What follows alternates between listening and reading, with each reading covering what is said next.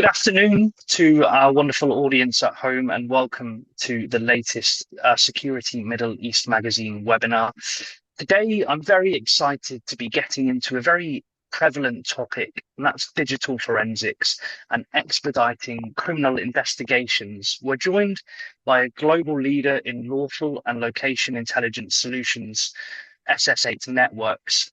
And joining us from SS8 is their Chief Technology and Security Officer, Dr. Cemal Dikman. Dr. Cemal brings over 3 decades of experience in lawful intelligence, forensic analysis, criminal data analytics, and he's worked directly with government intelligence agencies and law enforcement organizations around the world. Now, I'm really excited to get into this topic with Dr. Cemal, but before I do hand over, just a note for the audience that today's session has been pre-recorded, so it's not live.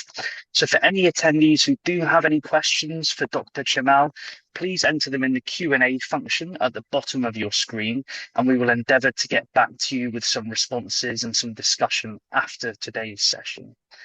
Now, without further ado, it's my pleasure, Dr. Cemal, welcome to the platform, and I'd like to hand over to you for today's session. Thank you, Ryan. Good morning, good afternoon, and good evening to everyone joining us from across the region.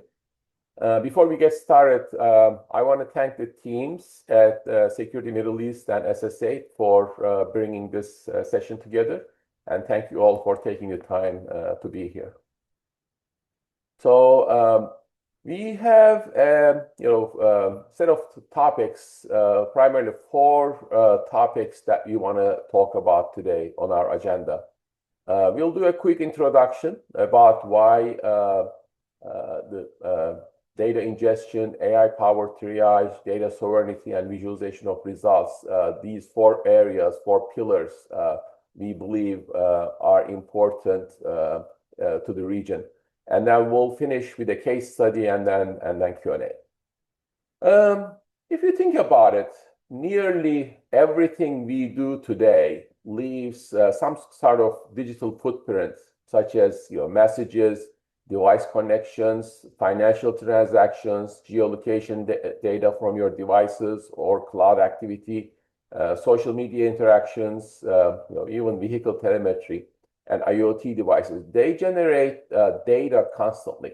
And this data is stored somewhere, somehow, and it becomes available to law enforcement under a court order or a subpoena or a request for investigation purposes if a crime is committed.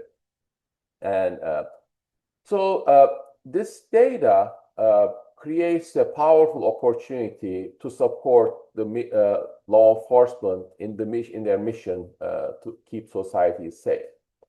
Now, for investigators, though, this also creates a huge challenge. So the challenge is when you think about all the data that is being generated, right? The volume of data has grown far beyond what traditional investigative methods were designed to handle. Specifically, manually, an investigator going through, sifting through the data. Obviously, with this amount of data, there's a great opportunity for the law enforcement to find the evidence that they are looking for to solve a crime. It is at this point, it is no longer about reviewing a single phone call or a small set of call detail records to solve a crime, because the investigators have so much data, and in many cases they are dealing with multiple devices and their associated geospatial movement data, sometimes multiple cloud accounts. Cross-border communications, one of the biggest challenges is encrypted messaging applications. Pretty much everything on your smartphone today uses encrypted communications, and that presents a challenge to law enforcement. CCTV systems, financial transactions, social media archives, and also open source and dark web intelligence. There is a lot of information in the open source available for law enforcement use, and that data is very useful in many cases in their investigations. And more often, all of those sources come together in a single investigation. Now, at this point, the question that law enforcement is facing is no longer, can we find the evidence, right, in their investigations to find somebody or to catch a criminal. The question is, how quickly can they turn all this, fragmented data, high volume data, and actually act on it? And this is where the modern digital forensics platforms have started changing the game. And as I mentioned, earlier, we are going to talk about four pillars today that are reshaping the digital investigations. The first one is unifying data ingestion. So let's start with that one. Today, as I mentioned, the critical evidence is scattered across mobile devices, cloud services, messaging applications, CCTV systems, vehicle systems, financial records, social media platforms, and commercially available information in open source or sometimes even dark web. And the problem is each of these sources often have different formats. When you think about it,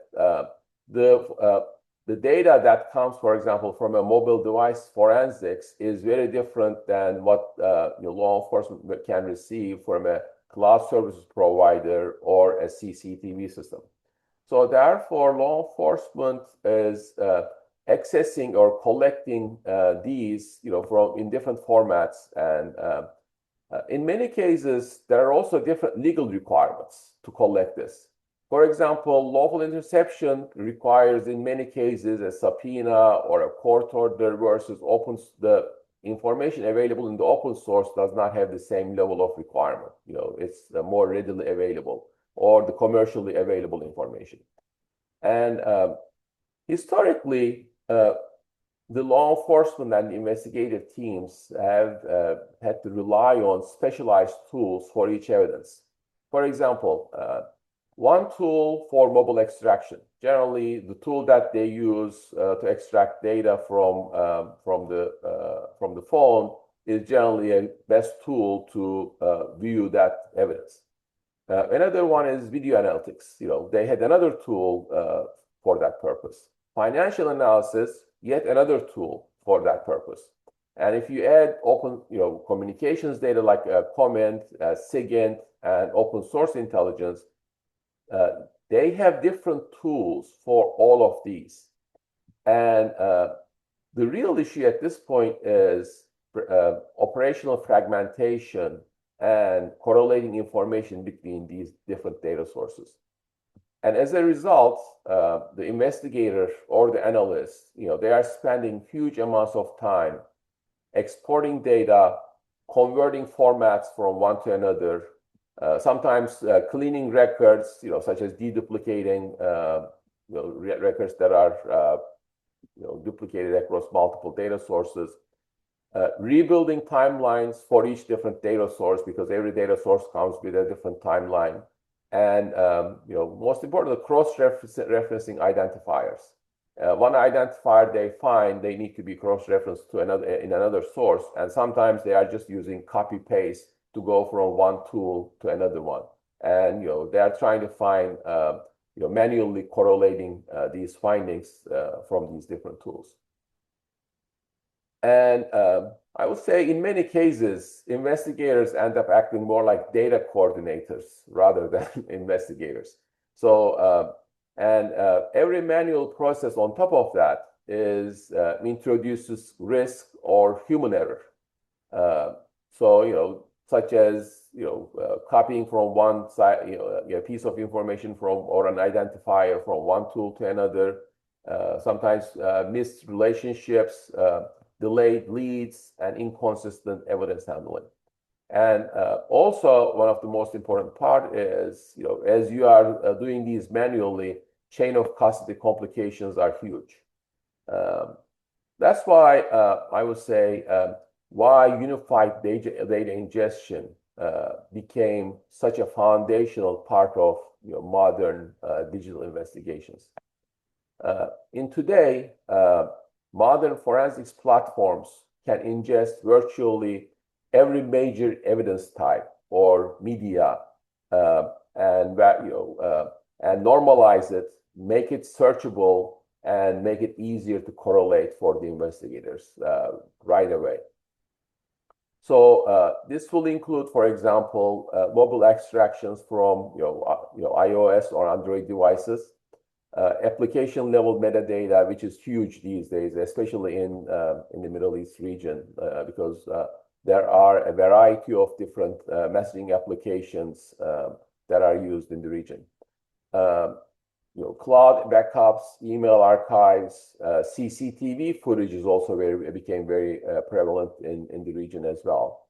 And vehicle telemetry, automatic license plate recognition systems, financial transactions, they all add to this data pool. And I would say last but not the least, information that law enforcement or intelligence agencies can open through open source, through dark web, and commercially available information. I mean, at this point, the operational and investigative value is huge. And because investigators now can pivot across evidence, the investigation moves much more quickly. I mean, if I want to give an example, for example, a phone number identified in a mobile extraction can correlate with messaging activity, financial transfers, geolocation data, social media interactions, and email communications. For example, they can use the phone number for the messaging activity, identify the individual through the phone number. And sometimes when they log into their financial institution, they use the same phone number. So therefore, all this data becomes available to the investigators, and the correlation becomes automatic for the investigators when they are using these modern digital investigation systems or technologies.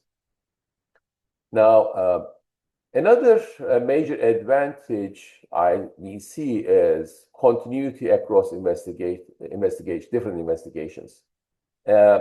Because in many cases, especially organized crime, many different types of investigations need to be correlated, and sometimes they turn into a single investigation. So therefore, with these digital tools, especially when you unify the data ingestion, investigators no longer have to keep exporting and re-importing evidence between these multiple systems. And that definitely makes a huge difference and becomes a time-saving opportunity and productivity opportunity for workflow efficiency, data integrity, analyst productivity, and maybe last but not the least, but evidentiary consistency, which we will touch a little bit later. In law enforcement and intelligence work, evidence handling has to be defensible from collection all the way to the courtroom presentation. So, when you look at it, modern platforms today provide automated evidence logging, immutable audit trails, full activity tracking, and traceability across all analyst actions. So everything that the analyst does is actually traced and logged and kept in immutable logs.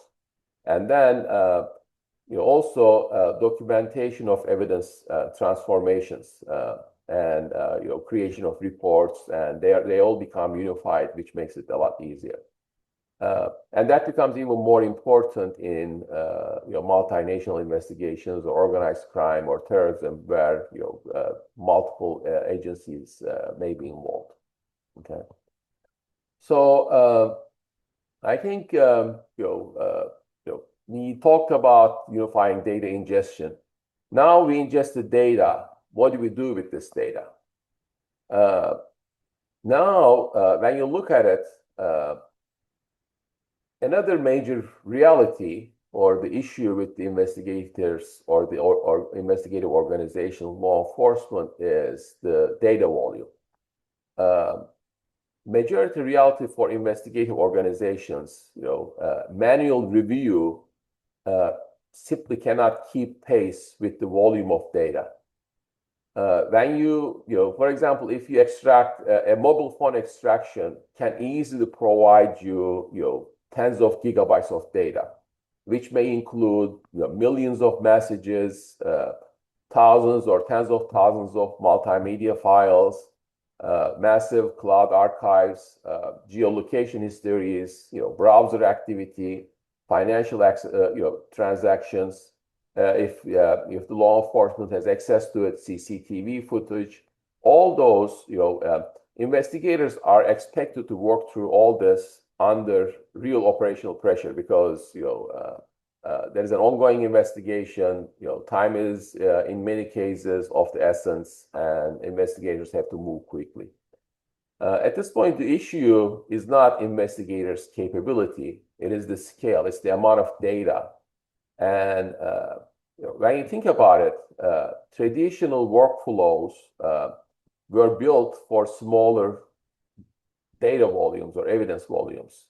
And when you think about in our modern investigations, we have massive data, and without intelligently prioritizing and investigators basically face delayed lead identification, delays in the investigation, increased backlog. They get tired, analyst fatigue, missed connections. So I think we all know that AI started playing a huge part in our lives, in our everyday lives, but also from an investigator perspective, AI-powered triage becomes a real operational advantage. So, however, when we say AI, we want to frame this in a law enforcement context correctly. When we say AI, we are not talking about an AI agent doing autonomous investigations. We at SS8, we use the word augmented investigation rather than automated. Our aim is to help the investigator make faster decisions and focus better. In our view, AI should act as an investigative accelerator, helping the analysts focus their attention where it matters most. Today, modern AI-driven forensic systems can perform relevance scoring, concept expansion, entity extraction. This one is very huge. Timeline reconstruction. Again, AI can perform these very, very effectively. Pattern analysis, multimedia classification, and even behavioral anomaly detection. For example, if you want to give an example, relevance scoring no longer depends on exact keyword matching, because with entity extraction and concept expansion, AI can understand contextual relationships and conceptual meaning. For example, in drug investigations, or terrorism or what have you, criminals use slang, and investigators need to be able to identify the slang technology, coded language, behavioral intent, and related concepts. So AI actually started becoming very, I would say, efficient and effective in identifying, for example, slang technology, slang terminology, or coded language. And this becomes especially valuable, in organized crime, narcotics these days, and terrorism cases, where in these cases subjects often use obvious language on purpose, and they use coded language or slang.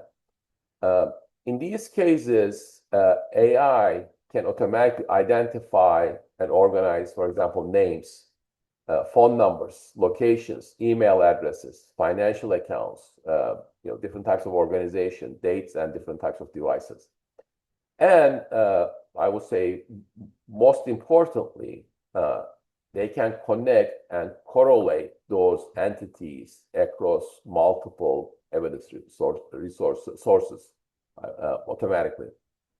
A very important one is timeline reconstruction. When you have multiple sources of information and you have different timelines in those multiple sources, doing the timeline reconstruction manually or by hand is not only error prone, but it's very slow. But AI can do this very, very quickly. So all this dramatically accelerates the investigations.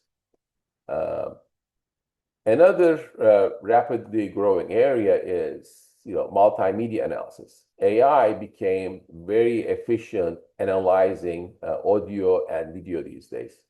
I mean, if you ever have a Ring, for example, nowadays, you have AI telling you, for example, a person just dropped a package at your door versus somebody just your friend visiting, or somebody just walking the dog. AI can actually in real time tell you what's happening in a video. Obviously, this helps us at our homes, but from an investigator perspective, this instead of an analyst, for example, watching hours of video, AI can easily sift through that video and provide crucial investigative information so that analysts can actually do his or her job much faster. Another important part is, especially with our partnership with Internet Watch Foundation, CSAM hash matching. AI can assist with this, so therefore analyst does not have to go through those images. Weapon identification, facial recognition became very, very efficient and effective these days. Object recognition and scene identification. In many cases, AI can help reduce the review workloads from, I would say, for the investigators, from weeks to hours. Therefore, when you think about it, is doing a lot of the processing at the core of the investigation. However, the human oversight is the most important part in our view. So AI can process a lot of data. It will generate leads. It will provide timeline construction. It will do everything. However, our philosophy at SS8 is AI supports the investigators, but it does not replace the investigative judgment. That is that's where we say augmented intelligence. Human investigators, in this case, must remain fully responsible for validation, interpretation, and investigative conclusions and evidential decisions. AI will not, in our view, AI should not be making those decisions on behalf of the investigators. AI should process the data, provide the data to the investigators, and let the investigator make the decision. So it will help the investigators move faster, sift through the data faster, and so that investigators can make the right decisions in the fastest amount of time possible. I want to give a good example. In our product, we have what we call an attribution table. In our product, this attribution table can be populated automatically, but by the AI tools. However, only the analyst or the investigator can validate the attribution table and move the information from the attribution table to what we call iDossier, where the information and evidence resides.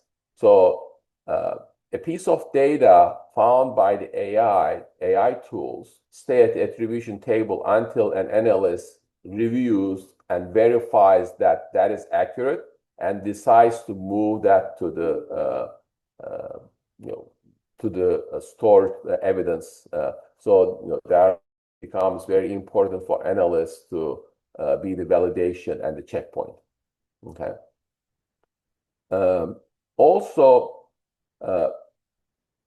when you think about from a legal perspective, legal defensibility requires that AI-assisted workflows remain transparent, auditable, and reviewable. Investigators must be able to trace which evidence was analyzed, which models were used, results generated, and the actions taken by the investigator. And obviously, an equally important factor is the chain of custody integrity. From our perspective, AI should not compromise evidentiary trust. This means all evidence handling is logged automatically.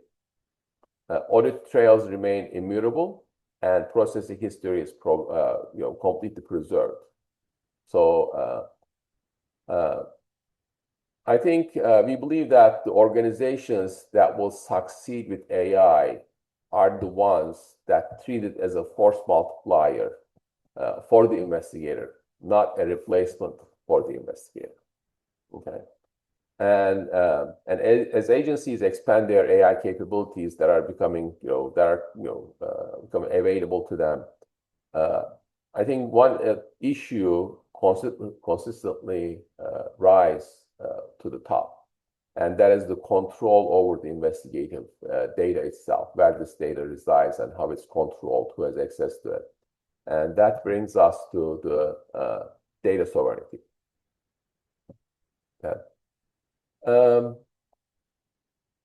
As agencies modernize their investigative capabilities, introduce AI, they have access to large volumes of sensitive data, and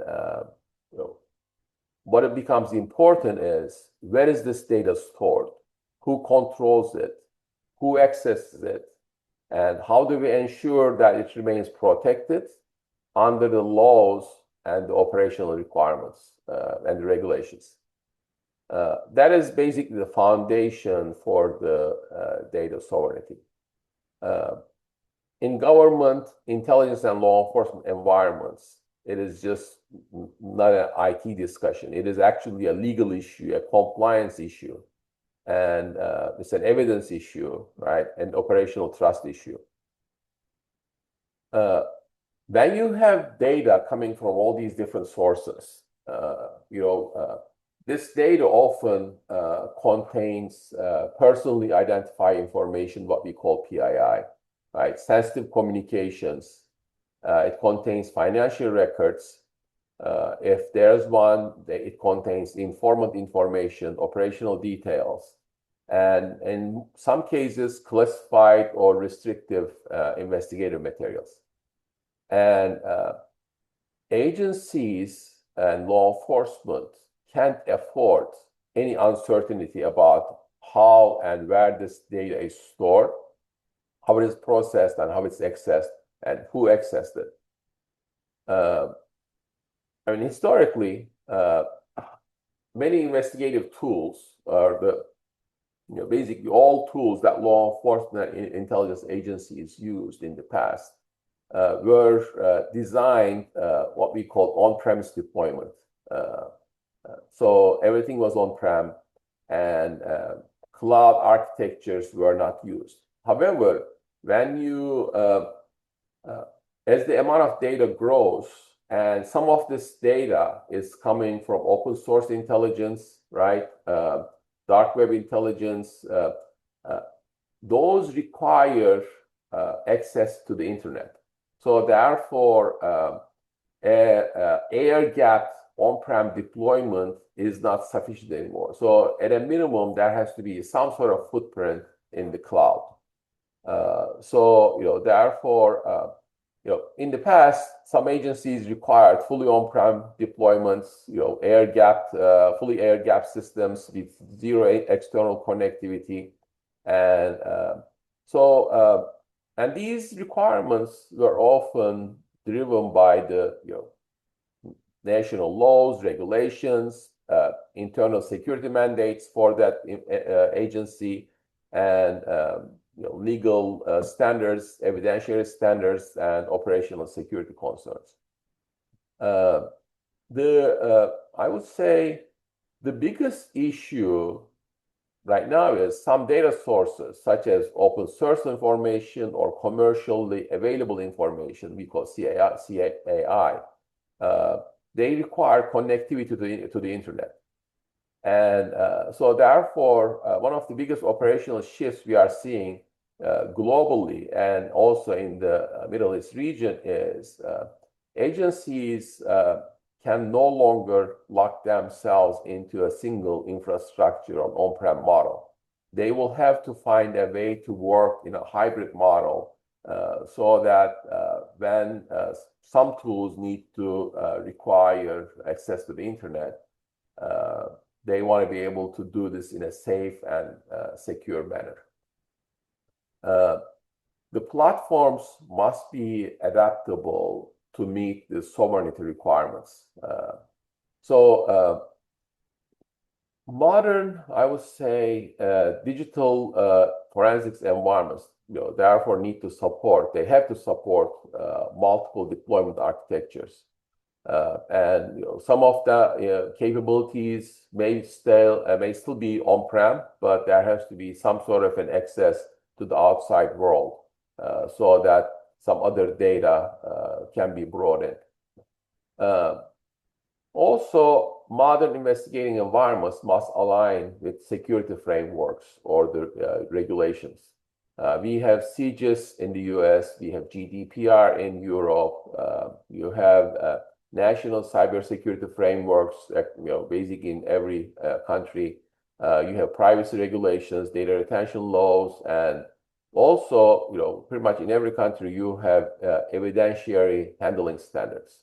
How you handle evidence, where you store evidence, because if you do not store evidence correctly and evidence is tainted, in many cases it cannot be used in a court of law.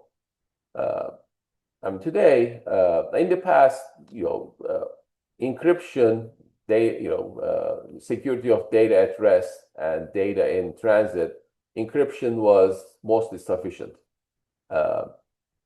Today, compliance is not about the encryption or where the data sits. It's about operational accountability.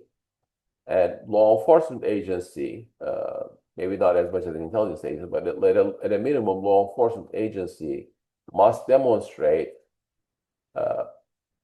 who accessed the evidence, when they accessed it, what did they do with it when they accessed it, did they export anything, right? If any data was exported from the platform, and also, if the evidentiary integrity remained intact. This is where, I would say, role-based access controls becomes very, very important or critical. For example, not every investigator should have unrestricted visibility into every investigation. There are certain, for example, there can be classified information where only certain individuals may have access to it. Also, you have multiple people working on working on an investigation, but another investigation, you have a separate group of people. They shouldn't be, in many cases, see each other's data. So, therefore, I would say the new platforms, modern platforms, must allow the agencies to restrict access by, at a minimum, case assignments. They need to separate intelligence compartments. If there is any interagency collaboration, it needs to be controlled, right? And also, all this must be auditable. All the permissions, all the access must be more auditable. And this becomes especially important, especially in national security investigations, where a lot of classified or restricted data is involved, and also international task forces. When you are working with multiple agencies from different countries are working on a case, this data segregation and security becomes very, very important. Therefore, I would say agencies need control mechanisms for data sharing, and while preserving the sovereignty and the evidentiary control. And most importantly, agencies need to have the ability to collaborate without losing administrative control over investigative data. This topic is, especially important, in, I would say, Middle East. Also, as the last final topic, I want to talk about the visualization tools, right?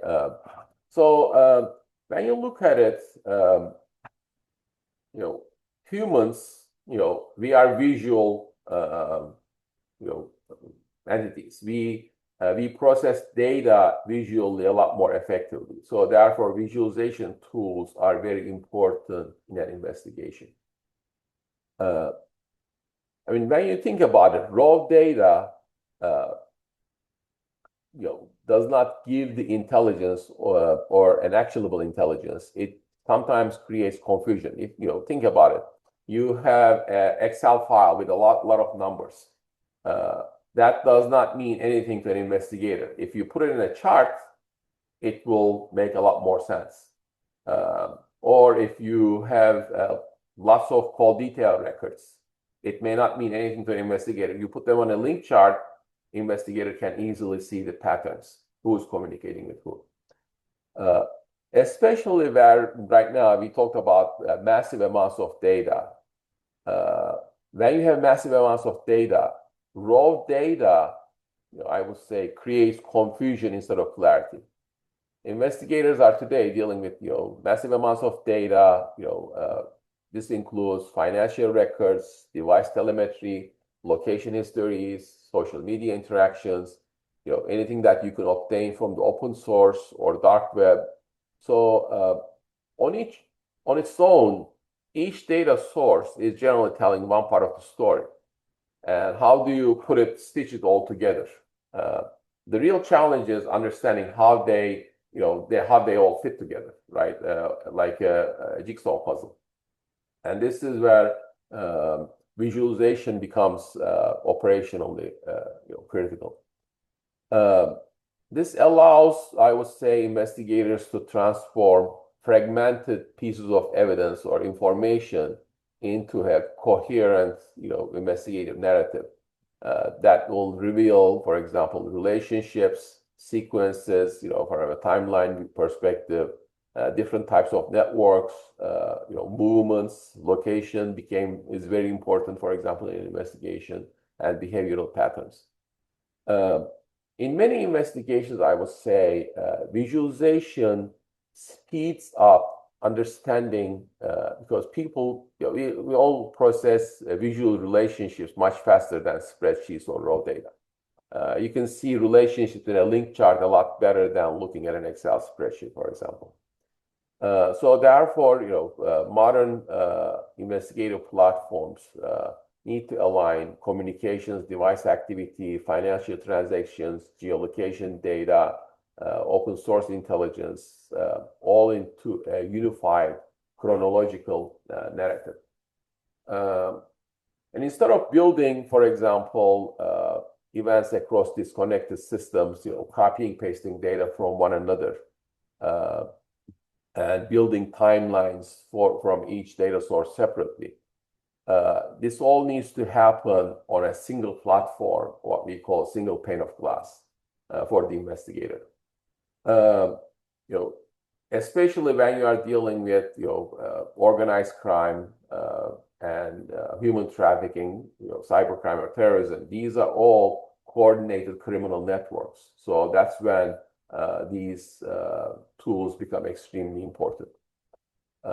Using these tools, investigators can quickly identify, trigger events, for example, behavioral changes, communication spikes, when all of a sudden before an event, lots of communications would happen in an organized crime or a terrorism investigation. Coordinated movements and suspicious relationships in these events. And we talked about link analysis, right? Link analysis helps investigators map relationships between suspects, devices, accounts, organizations, financial entities, and communication identifiers.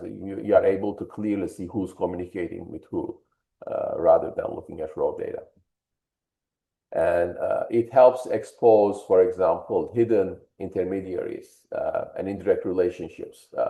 A might not be talking to C directly. A might be talking to B first, and then B communicating with C. It is really difficult to see this in an Excel spreadsheet, but when you put it on a link chart, for example, it becomes obvious. So, and visualizations help expose those hidden networks. Very important tool is geospatial visualization these days, location information, for example. A lot of like device forensics, location intelligence tools provide intelligence to the investigators, and it is important these tools provide investigators information about travel patterns, for example, border crossings, meeting locations, traveling together. All this information becomes very easy to understand if you see it on a map, for example, versus looking at long and lat data on an Excel spreadsheet. For example, a good example is, when geospatial data is combined with communications or financial activity, agencies would get a much richer operational picture, for example, in an investigation. Also, we talked about link charts. Communication network visualization is another important area. It is important to understand, for example, multi-platform communications, encrypted messaging behavior, group dynamics, influence structures, who is influencing who, and especially as criminal organizations continue to move across multiple applications, encrypted environments, encrypted tools, visualization allows agencies to understand not just who communicated, but how they communicate and how the networks behave operationally. I would say last but not the least is courtroom presentation, right? You have this lots of evidence, and you have Excel spreadsheets, and in some cases, you'll have to convince the jury to find the suspect guilty, and at that point, like raw data, technical evidence it's difficult for juries and prosecutors to understand. And if they are non-technical, it is difficult for them to understand, difficult for them to interpret in a court environment. So therefore, visualization will help the prosecutors and help investigators turn these highly forensic digital data, digital findings into narratives that are basically clear, explainable, and defensible in a court of law. It needs to be, a prosecutor should be able to explain this in a simple way, for example, in the courtroom. A good example is a strong visual timeline visualization. It's just, it will make things a lot easier for people to understand rather than looking at a number of events, for example, especially in a court situation. As agencies, look ahead, many are asking a broader question. where our local intelligence and digital forensics tools are headed. I would say, especially over the next several years, we are going to see three major shifts. First, investigators will become more data fusion driven, and it's not going to be about isolated forensics tools. It's all about unified intelligence that brings ecosystems together. For example, from digital forensics, communication intelligence, comment, SIGINT, geospatial intelligence, we call it location intelligence, open source intelligence, OSINT, financial intelligence, FININT. And they will all be driven by AI in the future, and into a single operational environment, that what we call single pane of glass. So I want to quickly talk about a case study that we worked with a law enforcement agency. About 2 or 3 months ago, there was multiple girls were killed, and this became very visible through social media. So there was a lot of pressure on the law enforcement agency in that country to solve that crime. And they had lots of information in their hands. However, they did not have a single unified tool, and we actually helped them in this case with giving them our access to our data fusion and AI-driven analytics platform. They were able to ingest data, I would say, in hours, and then once they ingest data, they were able to see all this data on a unified manner. This allowed them to fast correlate the evidence in a fast fashion while meeting their regulatory environments. And the good news was the law enforcement agency was able to solve this crime within under a week, in days. In the old days, this would take probably weeks or months. In this specific case, under a week, once they got access to the evidence, they loaded the evidence into the unified platform. They were able to sift through the evidence and find the perpetrators under a week, which was very, very powerful and very, very, very, very effective in this case. And they were able to bring the criminals to justice. If I want to summarize the 4 discussion points we talked today, first of all, unified data. You have different sources of intelligence all coming in. You can't have, you need to be able to look at them, correlate the information using a single pane of glass, on a single pane of glass. Therefore, unifying this data is important. We talked about AI tools and AI triage, and we talked how important it is, for example, to use AI as a force multiplier, and human investigators still is in the driver's seat, validating the data, making decisions rather than AI making decisions. We talked about data sovereignty, where the data resides, but more importantly, who accesses it, all the role-based access controls, and making sure that the evidence is not tampered and it can be used in a court of law. And also, we talked about visualization tools, how important it is for the investigator to see this on the screen in a visual form, in a link chart or a timeline view or on a map, rather than numbers on a spreadsheet. So this all empowers law enforcement and gives them actionable intelligence to expedite successful operations. I'm looking at it. I think we have probably enough time for a few questions.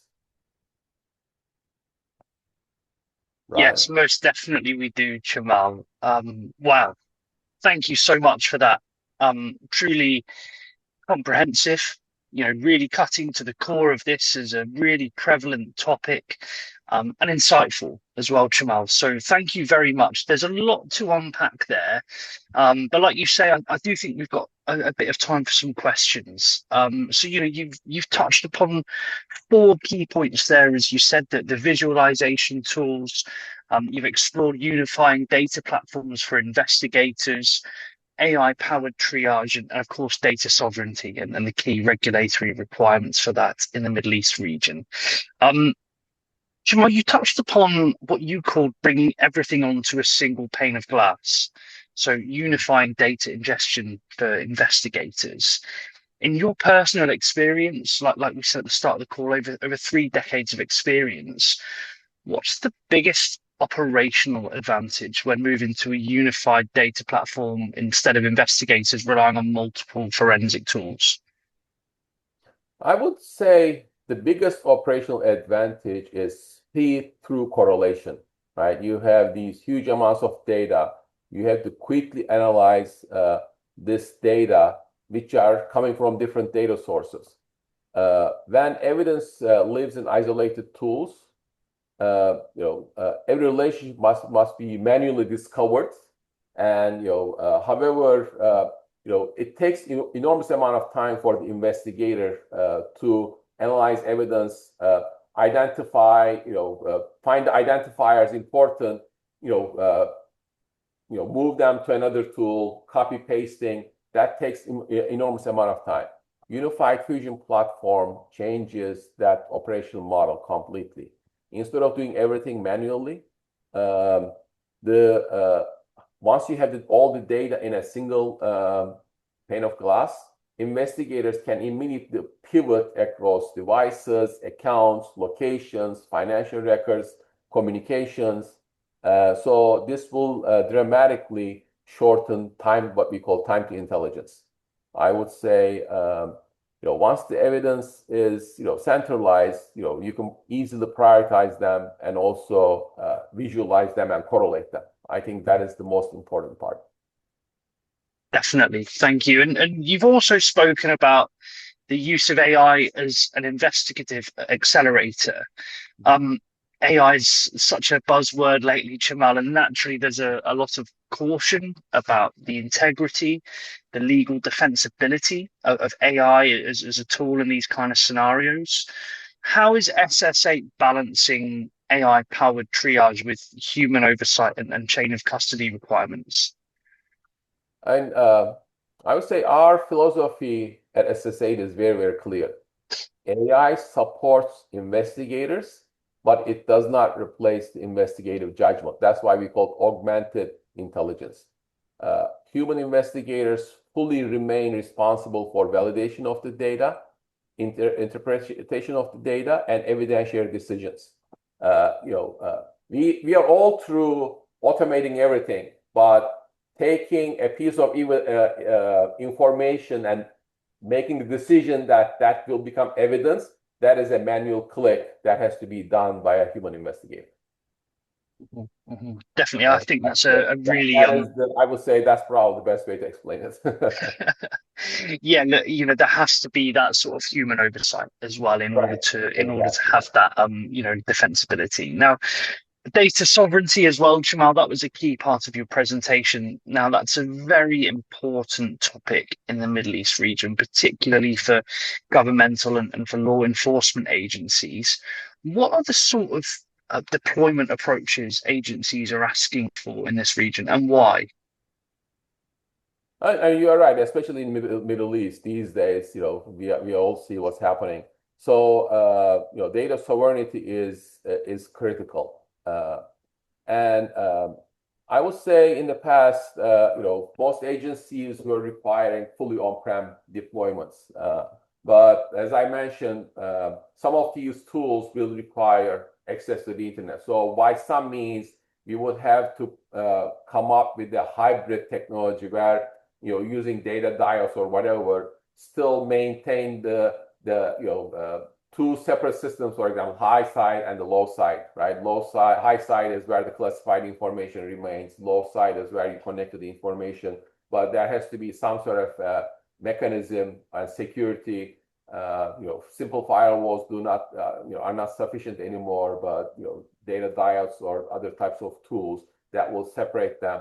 But as importantly, role-based access, right? Who is accessing the data? Immutable logs, all that becomes part of the infrastructure. Administrative controls. I would say many agencies are understandably cautious about relying externally governed cloud environments.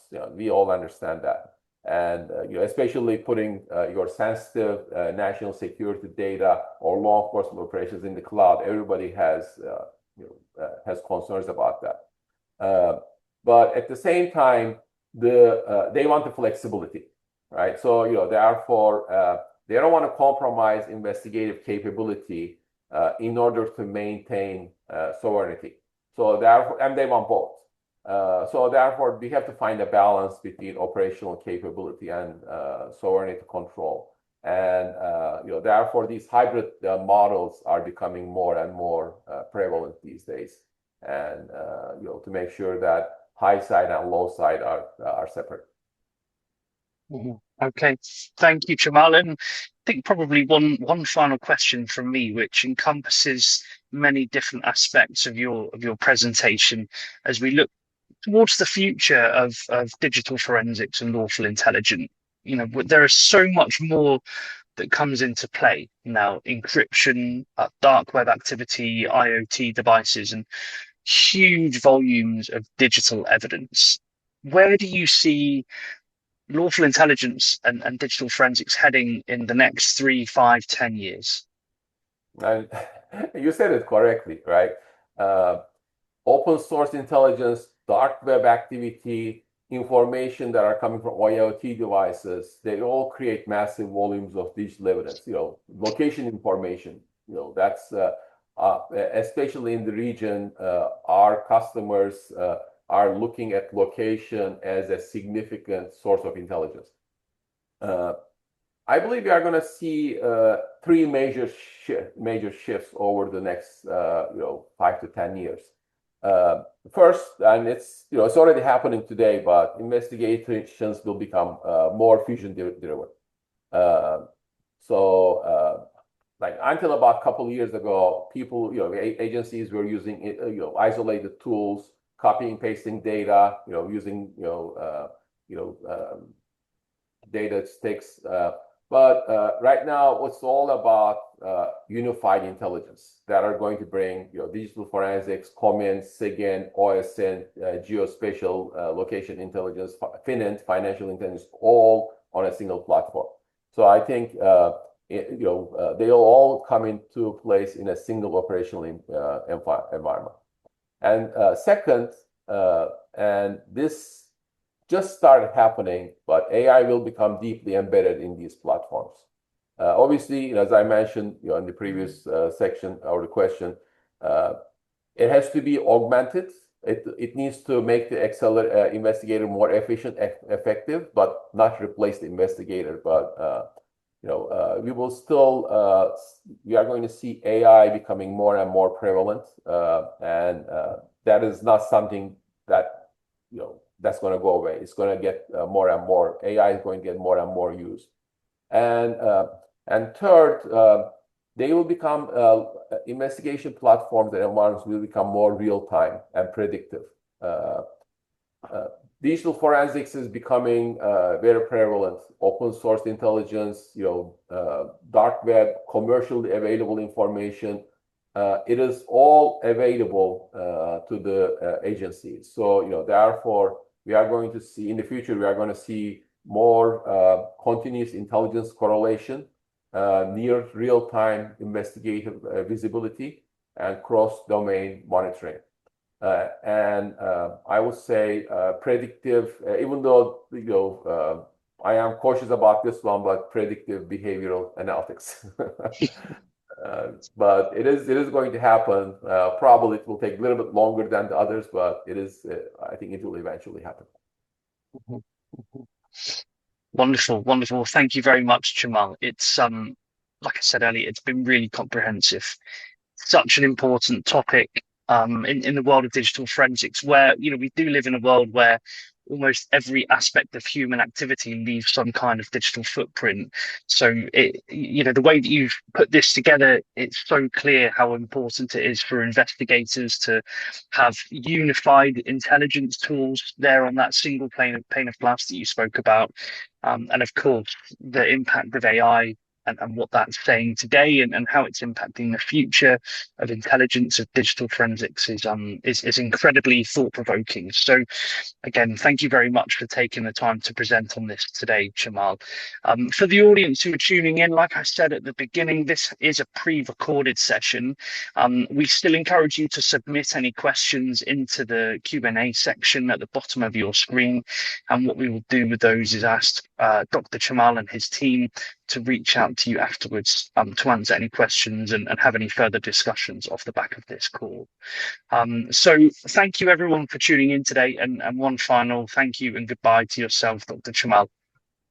Thank you, Ryan, and thank you everyone in the audience.